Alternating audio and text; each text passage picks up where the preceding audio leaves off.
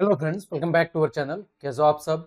I hope आप सब अच्छे होंगे और आप सबकी पढ़ाई भी अच्छी चल रही होगी। तो प्यारे विद्यार्थियों, कक्षा 7 हिंदी विषय की सीरीज में आज हम आपके प्रथम अध्याय माँ कह एक कहानी के समस्त अभ्यास प्रश्न उत्तर को डिस्कस करेंगे।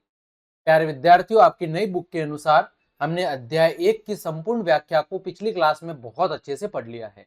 यदि आपने व्याख्या वाली क्लास नहीं देखी है तो चैनल की प्लेलिस्ट के ऊपर आपको वो क्लास मिल जाएगी।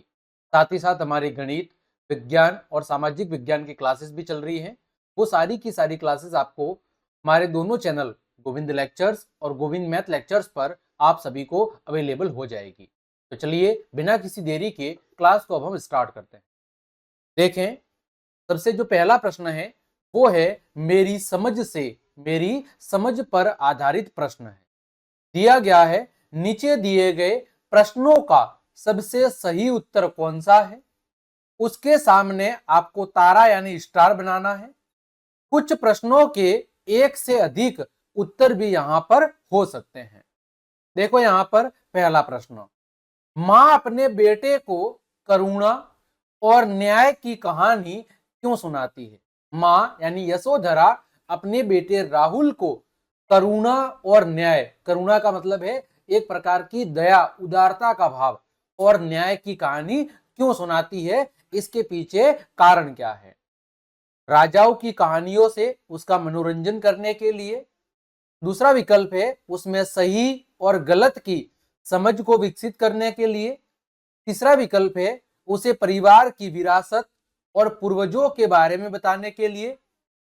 और चौथा विकल्प है उसे प्रकृति और जानवरों के बारे में जानकारी देने के लिए।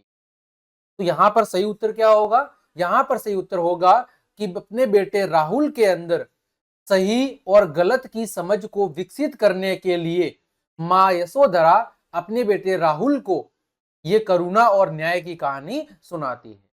ठीक, चलिए दूसरा प्रश्न है आपका, कविता के अंदर घायल पक्षी की कहानी का उपयोग किस लिए किया गया है।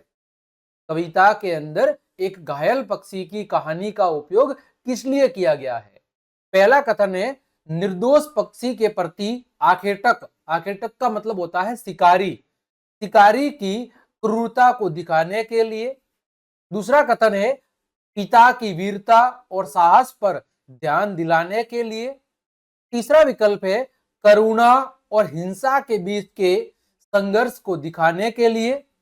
चौथा विकल्प है मित्रता और निष्ठा के महत्व को उजागर करने के लिए। तो जो मां यशोधरा है वो अपने बेटे राहुल को घायल पक्षी की जो कहानी है वो करुणा और हिंसा के बीच के संघर्ष को दिखाने के लिए सुनाती है।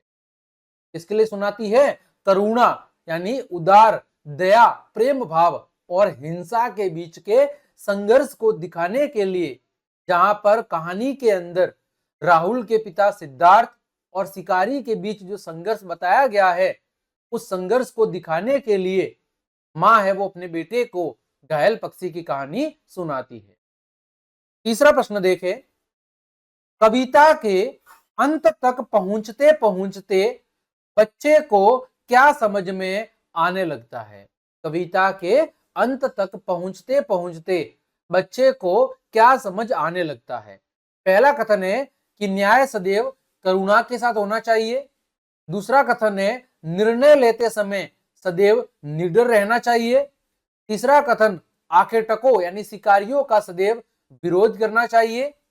चौथा कथन है जानवरों की हर स्थिति में रक्षा करनी चाहिए। तो कहानी के अंत तक पहुंचते पहुंचते राहुल को ये बात समझ आने लगती है कि न्याय सदैव और सदैव किसके साथ, न्याय सदैव और सदैव करुणा दया के साथ ही होना चाहिए। न्याय सदैव और सदैव करुणा यानी दया के साथ ही होना चाहिए। आगे बढ़े हम, चौथा प्रश्न यानी इसी मेरी समझ पर आधारित जो प्रश्न है, इसमें देखो दो प्रश्न थे। क प्रश्न के अंदर कुल मिला के 3 भाग थे। दूसरा भाग है आपका ख। अब ख प्रश्न क्या कह रहा है कि हो सकता है कि आपके समूह के साथियों ने अलग अलग उत्तर चुने हो। अभी जो हमने 3 प्रश्न पढ़े क भाग के अंतर, पहला दूसरा और तीसरा। तो प्रश्न ये कह रहा है कि हो सकता है कि आपके समूह के जो साथी है इन्होंने 1, 2 और 3 के उत्तर है वो अलग अलग चुने हो। अपने मित्रों के साथ इस बात की चर्चा करनी है और आपने ये उत्तर क्यों चुने, इसके पीछे क्या कारण है, वो आपको कारण यहां पर बताना है। तो ऊपर दिए गए तीनों प्रश्नों के अंदर मैंने ये उत्तर इसलिए चुने क्योंकि कविता का जो मुख्य उद्देश्य है वो क्या था, वो मां के द्वारा राहुल को नैतिक मूल्य सिखाना था। इस कविता के अंदर जो मुख्य उद्देश्य है वो मां के द्वारा अपने बेटे राहुल को नैतिक मूल्य सिखाना था। मां की जो कहानी है वो करुणा और न्याय के ऊपर आधारित है और बच्चे के अंदर सही और गलत की समझ को विकसित करती है। घायल पक्षी की जो कहानी है वो करुणा और हिंसा के बीच के संघर्ष को दिखाने के महत्व को यहाँ पर समझाया गया है। अपने मित्रों के साथ चर्चा करके मैं अपने उन सभी दृष्टिकोण को समझ सकता हूं, जैसे कि कुछ लोग मनोरंजन या प्रकृति के बारे में भी सोच सकते हैं, लेकिन कविता का जो यहाँ पर मुख्य संदेश है वो क्या है, वो है नैतिकता और करुणा का भाव है। नैतिकता और करुणा के साथ न्याय करना, यही इस कविता का सबसे मुख्य भाव है जो माँ यशोधरा अपने पुत्र राहुल को इस कहानी के माध्यम से समझाना चाहती है। अतः मैंने अपने इन तीनों विकल्पों का चयन इस वजह से यहाँ पर किया है। ठीक, ये प्रश्न कोई परीक्षा की दृष्टि से विशेष महत्वपूर्ण नहीं है। आगे बढ़ते हैं। दूसरा प्रश्न है आपका, वो है मिलकर करे मिलान। कौन सा प्रश्न है, मिलकर करे मिलान आधारित प्रश्न है। इस पाठ के अंदर आपने मां और पुत्र राहुल के बीच की बातचीत को एक कविता के रूप में पढ़ा है। बिल्कुल सही बात है। इस कविता में मां अपने पुत्र को उसके पिता की एक कहानी सुना रही है। क्या आप जानते हैं ये मां, पुत्र और पिता कौन है? समूह में चर्चा कीजिए और उन्हें पहचान कर आपको क्या करना है, सूचीबद्ध करना है। तो कहानी के अंदर या कविता के अंदर बेटा कौन था? बेटा था वो कौन था? वो आपका सिद्धार्थ और यशोधरा का पुत्र राहुल था। मां कौन थी? यशोधरा, जो एक राजकुमारी है, और सिद्धार्थ यानी गौतम बुद्ध, इसकी गौतम बुद्ध की पत्नी थी, है ना। फिर तात यानी पिता कौन है? तो पिता यहाँ पर सिद्धार्थ है, जो एक राजकुमार है और बाद में गौतम बुद्ध के नाम से प्रसिद्ध हुए थे। तो इस तरह यहाँ पर हमें तीनों का मिलान करना था, जो हमने अच्छे से कर दिया है। ठीक, आगे बढ़े हम। अगला प्रश्न, अगला प्रश्न है आपका पंक्तियों पर चर्चा आधारित प्रश्न। पाठ में से चुनकर कुछ पंक्तियां नीचे दी गई है, इनको आपको ध्यान से पढ़ना है और इन पर विचार करना है। आपको इन पंक्तियों को पढ़कर क्या अर्थ समझ में आया है वो लिखना है और अपने विचार अपने समूह के अंदर साझा करने हैं। देखें पहली पंक्ति। पहली पंक्ति है, कोई निरपराध को मारे। कोई निरपराध, निरपराध का मतलब है जो निर्दोष है, जिसका कोई दोष नहीं है। निरपराध का मतलब निर्दोष, जिसका कोई दोष नहीं है। कोई निरपराध को मारे तो क्यों अन्य उसे न उबारे। रक्षक पर भक्षक को वारे, न्याय दया का दानी। कोई निरपराध को मारे तो क्यों अन्य उसे न उबारे, रक्षक पर भक्षक को वारे, न्याय दया का दानी। अब देखो इसका अर्थ क्या है। इन पंक्तियों का अर्थ यह है कि अगर कोई निर्दोष को मारता है, जिसका कोई दोष नहीं है, तो दूसरों को उसकी क्या करनी चाहिए, सदैव और सदैव रक्षा करनी चाहिए। जो रक्षक है, रक्षा करने वाला है, उसे भक्षक यानी हिंसा करने वाले पर क्या करनी चाहिए, विजय प्राप्त करनी चाहिए। न्याय हमेशा दया के साथ होना चाहिए, अर्थात न्याय करने वाला सदैव और सदैव दयालु होना चाहिए। यह पंक्ति यहां पर राहुल की सोच को दर्शाती है कि निर्दोष की रक्षा करना और दया के साथ न्याय करना ही क्या है, सही है। ये पंक्तियां राहुल की सोच को बताती है कि सदैव और सदैव निर्दोष की रक्षा करनी चाहिए और दया के साथ में सदैव और सदैव न्याय किया जाना चाहिए। जो रक्षक है उसके प्रति हमेशा न्याय होना चाहिए, और जो भक्षक है, हिंसक है, उसको उचित सजा मिलनी चाहिए। ठीक, आगे बात करें हम। है हुआ विवाद सदैव निर्दय में, उभय आग्रही थे सब विषय में, गई बात तब न्यायालय में, सुनी सभी ने जानी। हुआ विवाद सदैव निर्दय में, उभय आग्रही थे सब विषय में, गई बात तब न्यायालय में, सुनी सभी ने जानी। इन पंक्तियों का क्या मतलब है? इन पंक्तियों का अर्थ है कि दयालु जो पक्षी को बचाना चाहता था, किसकी बात हो रही है यहां पर? दयालु का मतलब वो सिद्धार्थ जो राहुल के पिताजी थे, है ना, जो पक्षी को बचाना चाहते थे। और निर्दयी आखेटक मतलब शिकारी, निर्दय आखेटक मतलब शिकारी, है ना। एक मिनट, आखेटक का मतलब यहां पर क्या है? निर्दयी। निर्दयी कौन है यहां पर? निर्दयी है आपका, वो है आपका यहां पर शिकारी।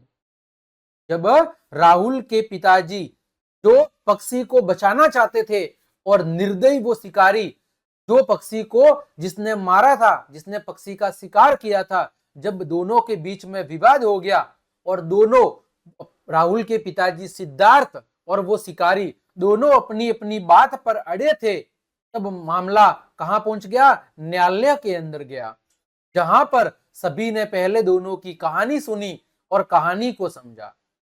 ये पंक्तियां ये दर्शाती है कि जब दोनों पक्ष सहमत नहीं होते हैं तो न्यायालय के अंदर न्याय की मांग की जाती है, और न्यायालय से सदैव यही आशा की जाती है कि जो न्याय है वो सदैव और सदैव दयालु उस रक्षक के पक्ष में ही होना चाहिए। ठीक, चलिए आगे बात करें। सोच विचार पर आधारित प्रश्न। कविता को एक बार फिर से पढ़िए, पता लगाइए और लिखिए। पहला प्रश्न है, आपके विचार से इस कविता के अंदर कौन सी पंक्ति सबसे महत्वपूर्ण है और आप उसे ही सबसे महत्वपूर्ण क्यों मानते हैं, उसके पीछे कारण क्या है? प्रश्न क्या कह रहा है? कविता को एक बार फिर से पढ़िए और आपके अनुसार कविता की कौन सी वो लाइन है जो सबसे ज्यादा महत्वपूर्ण है, और आप उसे सबसे ज्यादा महत्वपूर्ण क्यों मानते हैं, इसके पीछे कारण क्या है। देखो इसका उत्तर। तो मेरे विचार से ये वाली जो पंक्ति है, न्याय दया का दानी, कौन सी पंक्ति? न्याय दया का दानी, ये पंक्ति मेरे अनुसार सबसे इंपॉर्टेंट है। इसके पीछे कारण क्या है कि यही वो पंक्ति है जो कविता का हमें क्या देती है? मुख्य संदेश देती है कि न्याय हमेशा करुणा के साथ होना चाहिए, दया के साथ होना चाहिए। राहुल इस पंक्ति में अपनी समझ को अंततः क्या करता है? व्यक्त करता है और कहता है कि सदैव और सदैव निर्दोष की रक्षा करना और दया के साथ क्या करना चाहिए? न्याय करना चाहिए। यही वास्तव में सही है और नैतिकता के अनुसार है, और वास्तव में यही लाइन कविता का निष्कर्ष भी है और एक नैतिक संदेश भी है कि न्याय सदैव और सदैव करुणा के साथ होना चाहिए, और निर्दोष की सदैव और सदैव क्या होनी चाहिए? निर्दोष की सदैव और सदैव रक्षा होनी चाहिए। ठीक, चलिए आगे बढ़ते हैं। अगला प्रश्न है आपका, वो है ख, कि आखेटक और बच्चे के प्रति, आखेटक और बच्चे के पिता के बीच तर्क वितर्क क्यों हुआ था? प्रश्न क्या कह रहा है? आखेटक मतलब शिकारी, जो कौन था? जो भक्षक था, जिसने पक्षी का शिकार किया था, और बच्चे के पिता यानी कि सिद्धार्थ, गौतम बुद्ध की बात हो रही है, जिन्होंने क्या किया था? हंस को बचाने की कोशिश की थी, यानी वो रक्षक है। इन दोनों के बीच में तर्क वितर्क यानी वाद विवाद यानी बहस क्यों हुई थी, उसके पीछे क्या कारण था? तो देखो, आखेटक और बच्चे के पिता, शिकारी और बच्चे के पिता यानी सिद्धार्थ के बीच में तर्क वितर्क इसलिए हुआ था क्योंकि आखेटक ने, शिकारी ने एक निर्दोष हंस को तीर मारकर क्या कर दिया था? तीर मारकर घायल कर दिया, जबकि सिद्धार्थ ने क्या किया था? हंस को बचाया था और उसका क्या किया था? उसका इलाज किया। आखेटक ने घायल हंस को वापस मांगा, लेकिन सिद्धार्थ ने उसे देने से क्या कर दिया? इनकार कर दिया। जब शिकारी ने आपके सिद्धार्थ से उस घायल हंस को मांगा तो सिद्धार्थ ने क्या कर दिया, उस हंस को देने से मना कर दिया, क्योंकि वे निर्दोष की रक्षा करना चाहते थे, वो उस घायल हंस को बचाना चाहते थे। और दोनों इसी बात को लेकर क्या हो गए थे, अपनी अपनी बात पर अड़ गए थे, जिसकी वजह से दोनों के बीच में क्या हुआ, दोनों के बीच में तर्क वितर्क हुआ, वाद विवाद हुआ। और जब दोनों के बीच में वाद विवाद बढ़ गया तो वे न्याय के लिए कहां पर पहुंचे, राजा के दरबार यानी कि न्यायालय के अंदर पहुंचे। ठीक, आगे बढ़े हम। आगे है ग। मां ने पुत्र से राहुल तू निर्णय कर इसका क्यों कहा।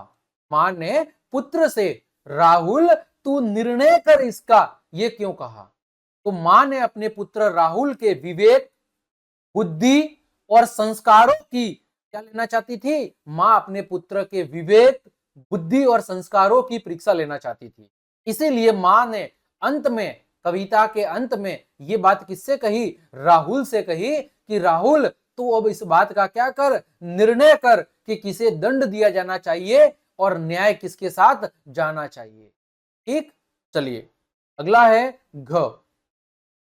यदि कहानी में आप उपवन, उपवन का मतलब होता है बगीचा, यदि कहानी के अंदर आप बगीचे में होते तो घायल हंस की सहायता के लिए क्या करते, आपके अनुसार न्याय कैसे किया जा सकता था। प्रश्न कह रहा है कि यदि कहानी के अंदर बगीचे में सिद्धार्थ की जगह आप होते तो घायल हंस की सहायता के लिए आप क्या करते और आपके अनुसार न्याय कैसे किया जा सकता था।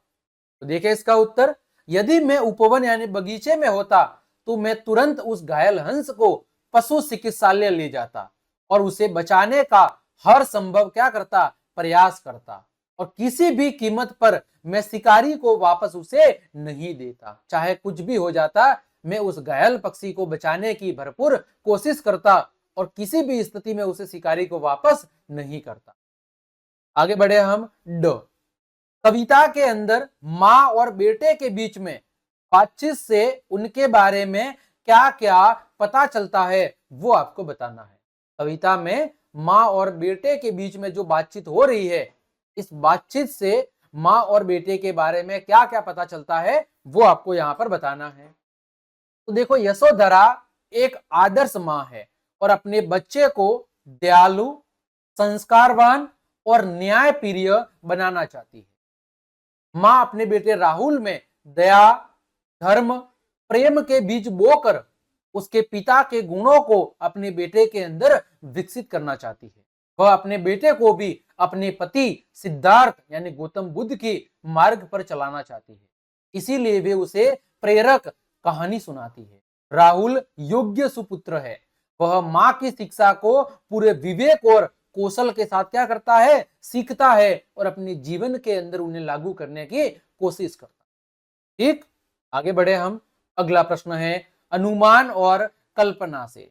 कौन सा प्रश्न है, अनुमान और कल्पना पर आधारित प्रश्न है। मां ने अपने बेटे को कहानी सुनाते समय अंत में कहानी को स्वयं पूरा नहीं किया, बल्कि उसी से यानी अपने बेटे राहुल से निर्णय करने के लिए कहा।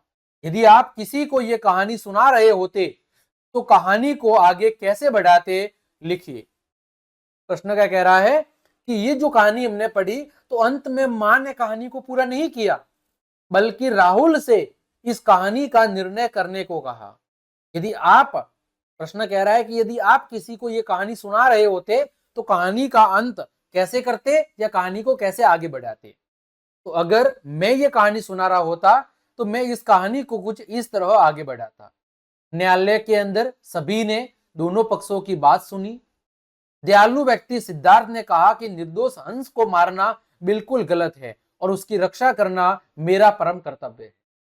शिकारी ने कहा कि उसने हंस को शिकार के लिए मारा जो उसका अधिकार है।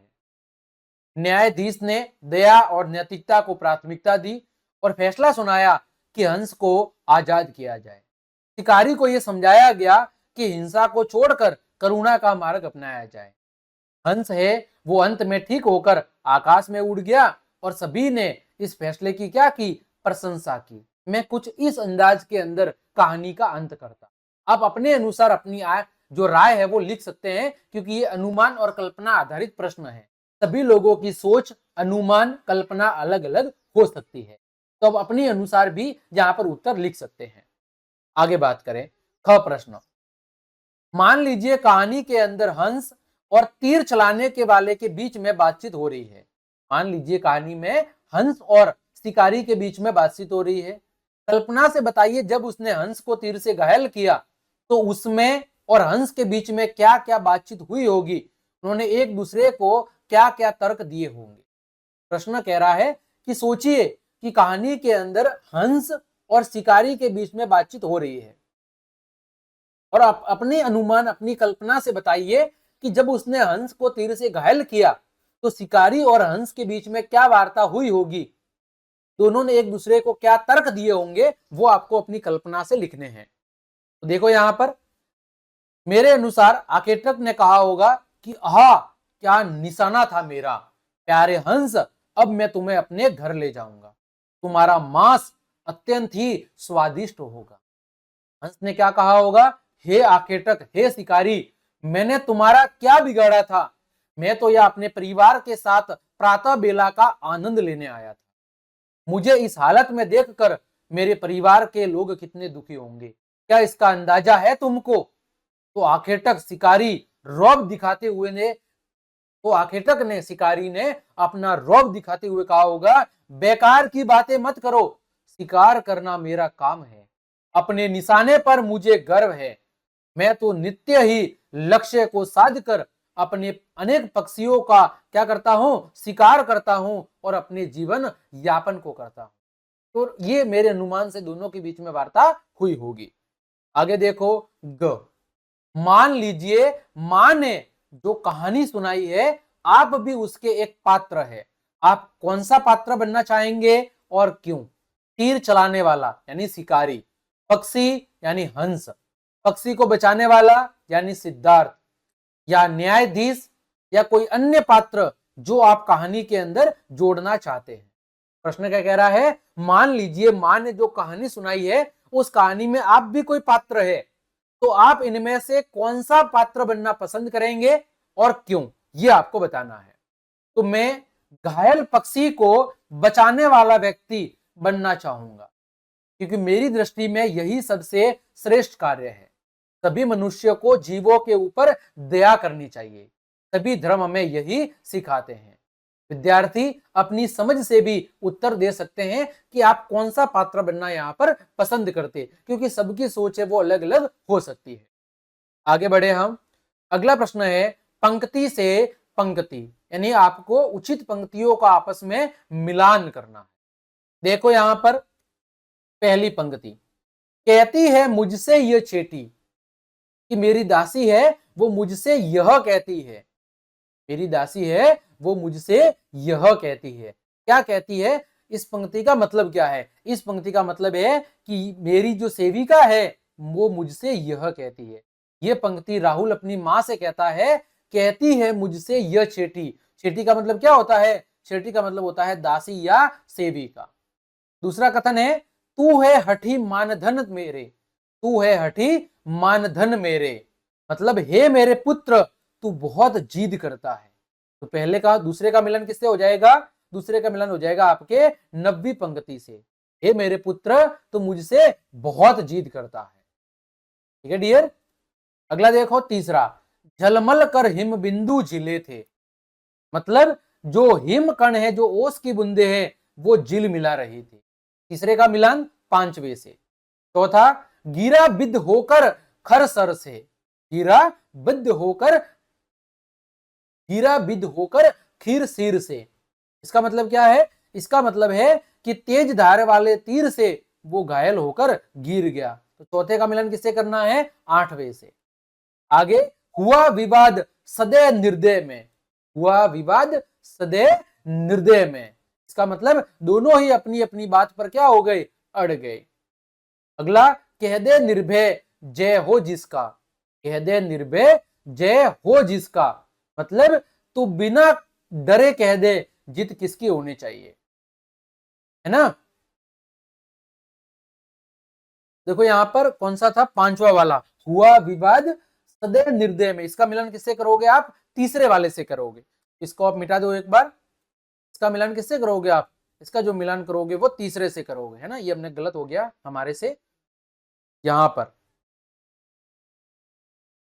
हुआ विवाद सदैव निर्दय में, इसका मिलन किससे करना है? कि दयालु और निर्दय व्यक्ति के अंदर झगड़ा हो गया, तो छठे का मिलन करना है तीसरे से। आगे देखो, सॉरी पांचवे का मिलन करना था तीसरे से, छठे का मिलन करना था दूसरे से।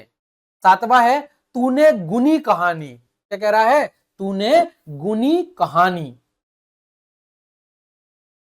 तो तूने गुनी कहानी, इसका मतलब क्या है यहां पर? कि तूने कहानी को समझ लिया है, तूने कहानी को समझ लिया है। आठवां है उभय आग्रही थे सब विषय में, तो उभय आग्रही थे सब विषय का मतलब दोनों ही अपनी अपनी बात पर क्या हो गए? दोनों ही अपनी अपनी बात पर अड़ गए थे। तो इसका मिलन किससे करेंगे? पहले से।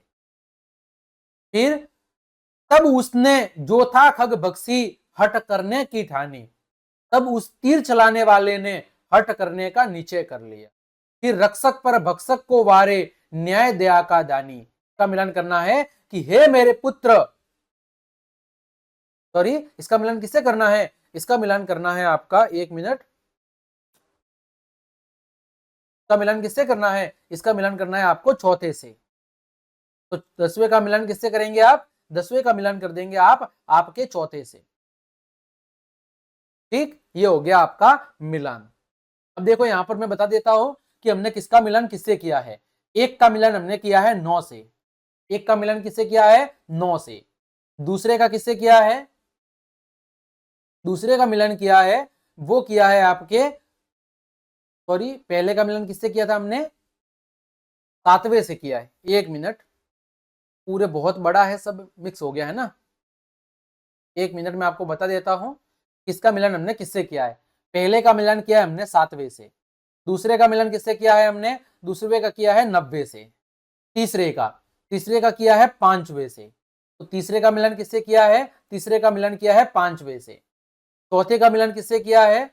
चौथे का मिलन किया है 8वें से, चौथे का मिलन किया है 8वें से। फिर पांचवें का किससे किया है? तीसरे से। फिर छठे का किससे किया है? दूसरे से, छठे का किया है दूसरे से। सातवें का किससे किया है? सातवें का किया है छठे से। आठवें का किससे किया है? पहले से। 90 का किससे किया है? 10वें से। और 10वें का किससे किया है? चौथे से। इस तरह आपको आपस में मिलान करना है। आगे बढ़ते हैं, अगला प्रश्न पाठ से आगे तो है सुन उपवन में बड़े सवेरे तात भ्रमण करते थे तेरे, आप या आपके परिजन भ्रमण के लिए कहां कहां जाते हैं और क्यों जाते हैं। प्रश्न कह रहा है कि कविता के अंदर तो यह बताया गया है कि राहुल के पिताजी सुबह सुबह भ्रमण के लिए कहां जाते थे? उपवन यानी बगीचे के अंदर जाते थे, है ना। सवेरे का मतलब सुबह सुबह, तात का मतलब पिताजी। तो प्रश्न कह रहा है कि आप और आपके घर वाले परिजन भ्रमण के लिए कहां कहां जाते हैं और क्यों जाते हैं। तो मैं और मेरे जो परिजन हैं वो सुबह सुबह पार्क या नजदीकी बगीचे में भ्रमण के लिए जाते हैं। हम ऐसा इसलिए करते हैं क्योंकि सुबह की ताजी हवा और प्रकृति का दृश्य हमें क्या करता है? बिल्कुल तरोताजा करता है, और ये हमारे स्वास्थ्य के लिए भी अच्छा है और मन को भी क्या देता है? मन को भी शांति देता है। अगला है ख। इस पाठ में एक माँ अपने पुत्र को कहानी सुना रही है। आप किस किस से कहानी सुनते हैं या सुनते थे? आप किसको और कौन सी कहानी सुनाते हैं? इस पाठ के अंदर जो माँ यशोधरा है अपने पुत्र राहुल को कहानी सुना रही है। प्रश्न कह रहा है कि आप किस किस से कहानी सुनते हैं या सुनते थे, और आप किसको किसको और कौन सी कहानी सुनाते हैं ये भी बताना है। तो देखो, मैं अपनी माँ, दादी और कभी कभी अपने शिक्षकों से कहानियां सुनता हूं। पहले मैं दादी से पंचतंत्र और रामायण की कहानियां सुनता था, और मैं अपने छोटे भाई बहनों को चालाक खरगोश और शेर और चूहे की कहानी सुनाता हूं, क्योंकि ये कहानियां काफी मजेदार और कैसी होती है? शिक्षाप्रद होती है। ठीक, आगे बात करें ग। माँ ने कहानी सुनाने के बीच में एक प्रश्न पूछ लिया था क्या कहानी सुनाने के बीच में प्रश्न को पूछना सही है और क्यों सही है, यह आपको बताना है। तो हाँ, कहानी सुनाने के बीच में प्रश्न पूछना बिल्कुल सही है। इससे सुनने वाला अधिक ध्यान देता है और कहानी को गहराई से समझता भी है। मां ने राहुल से प्रश्न पूछकर उसकी सोच को प्रोत्साहित किया और उसे कहानी का नैतिक संदेश देने में क्या की, मदद की। ठीक है, कि कहानी सुनाने के बीच में प्रश्न को पूछना बहुत ज्यादा सही है। इससे होता क्या है कि जो सुनने वाला व्यक्ति होता है वो अधिक ध्यान देता है और कहानी को गहराई से समझता भी है। मां ने राहुल से प्रश्न पूछकर उसकी सोच को प्रोत्साहित किया और साथ ही साथ कहानी का जो नैतिक संदेश था उसको समझाने में भी राहुल की मदद की। आगे बात करें घ की। कविता में बालक अपनी मां से बार बार वही कहानी सुनाने की हट करता है। कविता में बालक राहुल अपनी मां से बार बार वही कहानी सुनने की हट करता है। क्या आपका भी कभी कोई कहानी बार बार सुनने का मन करता है? अगर हाँ, तो वह कहानी कौन सी है और क्यों आप उसी कहानी को बार बार सुनना पसंद करते हैं? तो देखो, हाँ, मेरा मन पंचतंत्र की शेर और चूहा वाली जो कहानी है वो बार बार सुनने का मन करता है। यह कहानी मुझे इसलिए पसंद है क्योंकि यह दोस्ती और मदद के महत्व को सिखाती है। यह छोटी लेकिन बहुत मजेदार और कैसी कहानी है, प्रेरणादायक कहानी है, अतः यह कहानी मुझे सबसे अधिक पसंद आती है। ठीक, आगे बढ़े हम। निर्णय करें। राहुल, तू निर्णय कर इसका। नीचे कुछ स्थितियां दी गई है, बताइए कि आप इन स्थितियों में क्या करेंगे। पहली स्थिति कि खेलते समय आप देखते हैं कि एक मित्र ने भूल से खेल का एक नियम तोड़ा है, तो उस समय आप क्या निर्णय करेंगे?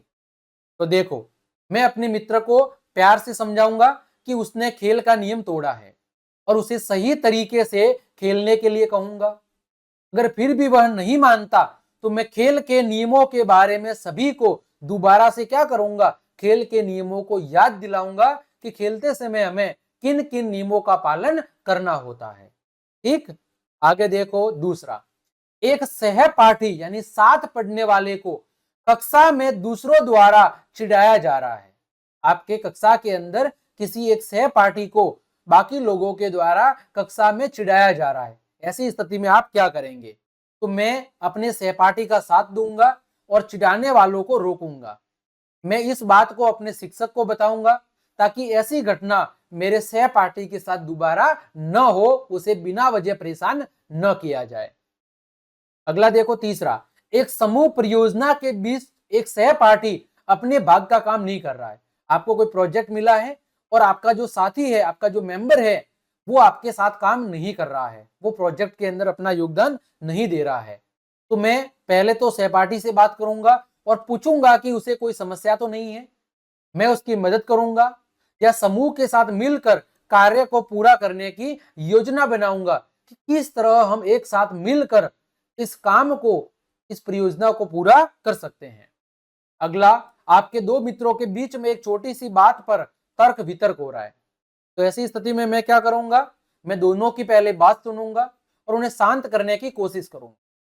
मैं उन्हें समझाऊंगा कि छोटी छोटी बात पर झगड़ा नहीं करना चाहिए और मिलकर उस समस्या को मिलकर सुलझाने का सुझाव दूंगा। अगला प्रश्न है आपका।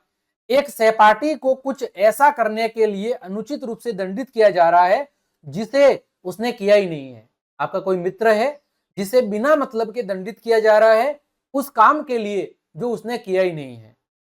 तो मैं शिक्षक को पहले सच बताऊंगा और सहपाठी का पक्ष लूंगा और मैं ये सुनिश्चित करूंगा कि उसे क्या मिले, उसे उचित न्याय मिले, उसे बेवजह दंड न मिले और जिसने वास्तव में वो गुनाह किया है, जो जुर्म किया है, उसे ही दंड मिलना चाहिए। आगे, एक सहपाठी है, वो किसी प्रतियोगिता में हार जाने पर उदास है। उस स्थिति में आप क्या करेंगे? तो मैं सहपाठी को ढांढस बंधाऊंगा, हिम्मत बंधाऊंगा और कहूंगा कि हार जीत खेल का हिस्सा है। मैं उसे अगली बार और अधिक बेहतर मेहनत करने के लिए मोटिवेट करूंगा, प्रोत्साहित करूंगा कि अगली बार हम और इससे भी अधिक मेहनत करेंगे आप और जीत कर दिखाएंगे। अगला है, कक्षा में चर्चा के बीच में एक सहपाठी संकोच कर रहा है और बोलने का अवसर नहीं पा रहा है।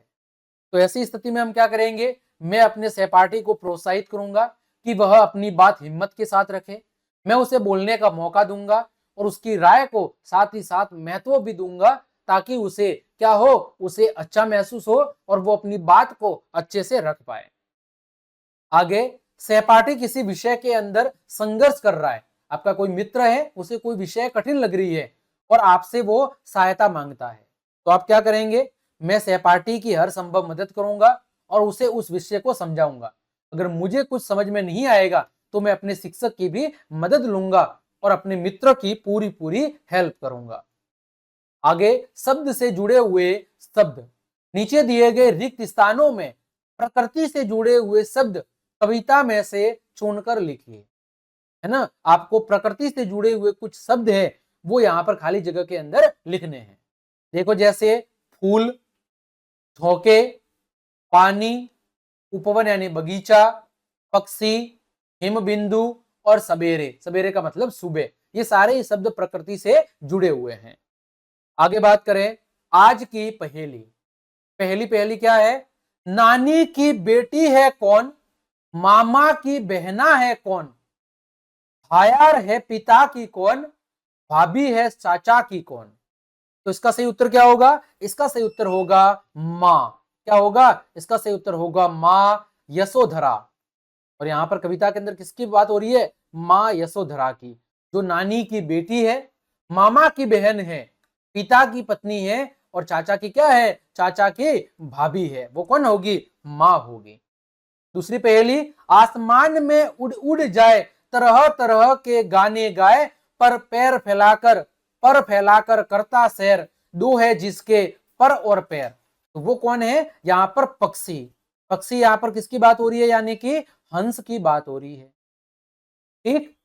तीसरी पहेली देखो, बागों में जो सुगंध फैलाती, फूल फूल में बसती गाती, हवा हवा में घुल मिल जाए, कौन है जो यह नाम, कौन है जो यह नाम बताए। बागों में जो सुगंध फैलाती, है ना, फूल फूल में बसती गाती, हवा हवा में घुल मिल जाए, कौन है जो यह नाम बताए। तो वो कौन है, वो है आपकी सुगंध। कौन है यहाँ पर, वो सुगंध है जो बागों के अंदर सुगंध फैला रही है, फूल फूल के अंदर बसती गाती, हवा के अंदर घुल मिल जाए, और वो क्या है, आपकी सुगंध है। और सुगंध फैलाने का कौन कर रही है, तो सुगंध फैलाने का जो काम कर रही है वो कर रही है आपकी तितली। कौन कर रही है, सुगंध फैलाने का जो काम कर रही है वो तितली कर रही है। ठीक। तो प्यारे विद्यार्थियों, प्यारे लाडलो, प्यारे रसगुल्लो, इस तरह आज की इस क्लास के अंदर हमने आपके कक्षा 7 हिंदी विषय की नई पुस्तक मल्हार के प्रथम अध्याय माँ के तू यह कहानी के अभ्यास के समस्त प्रश्नों के उत्तर बहुत अच्छे से जान लिए हैं। उम्मीद करता हूं सभी प्रश्नों के उत्तर आपको बहुत अच्छे समझ में आए होंगे। तो क्लास देखने के लिए आप सभी का धन्यवाद। यदि आपको मेरी क्लास और ये मेहनत पसंद आई है तो फिर लाइक, कमेंट, शेयर और सब्सक्राइब जरूर करें। साथ ही साथ वीडियो के डिस्क्रिप्शन में टेलीग्राम की लिंक दी हुई है, सभी लोग टेलीग्राम को ज्वाइन कर ले, और साथ ही साथ आप व्हाट्सएप ग्रुप को भी ज्वाइन कर ले, जहां पर आपको सभी प्रकार की क्लासेस की जानकारी, सभी प्रकार के नोट्स बिल्कुल समय समय पर उपलब्ध करवाए जाएंगे। यदि आपको मेरी क्लास और ये मेहनत पसंद आई है तो फिर लाइक, कमेंट, शेयर और सब्सक्राइब जरूर करें। मिलते हैं अगली क्लास में, तब तक के लिए आप सबको जय हिंद, जय भारत।